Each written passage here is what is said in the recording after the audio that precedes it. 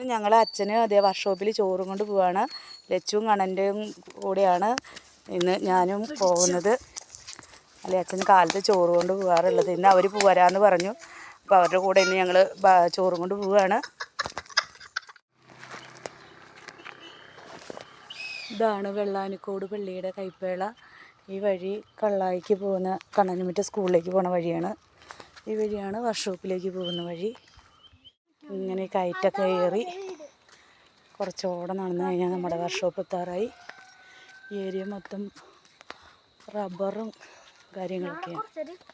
കാട് ഉണ്ട് കേട്ടോ. മുകളിലേക്കൊക്കെ കാണുന്നത് കാടാണ്. കാട് നല്ല കാടും മൃഗങ്ങളൊന്നുമില്ല.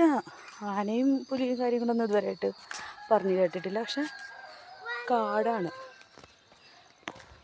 ഇപ്പം കണ്ണനെ ലച്ചു എന്താ വരുന്നു, നടന്നു വരികയാണ്. ഞാൻ മുന്നേ പോന്നു.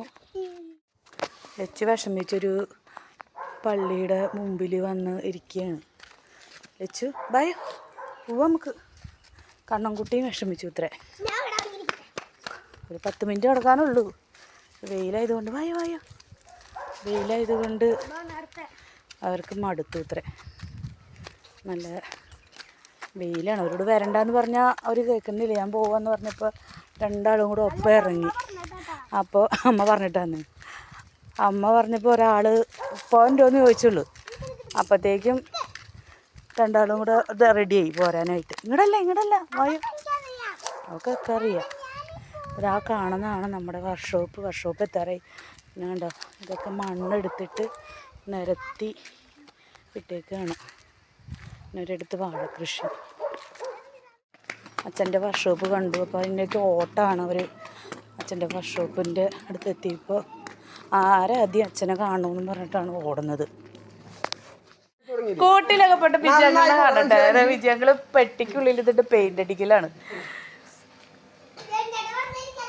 ഇതെന്തുട്ടാ പ്രത്യേകിച്ച് വർക്ക് സ്പെഷ്യലായിട്ടൊന്നും ചെയ്തിട്ടില്ലെങ്കിൽ കട്ടിലിന്റെ വർക്ക് തുടങ്ങിയിട്ടുള്ളൂ. പുകപ്പേര. അപ്പോൾ നമുക്ക് കട്ടിലിന്റെ പണി പൂർത്തിയാകുമ്പോൾ നമുക്കതിൻ്റെ വീഡിയോ ആയിട്ട് വരാം. അപ്പോൾ ഇന്നത്തെ വിശേഷങ്ങൾ ഇവിടെ കൊണ്ട് അവസാനിക്കുകയാണ്. നാളെ നമുക്ക് വീണ്ടും ഒരു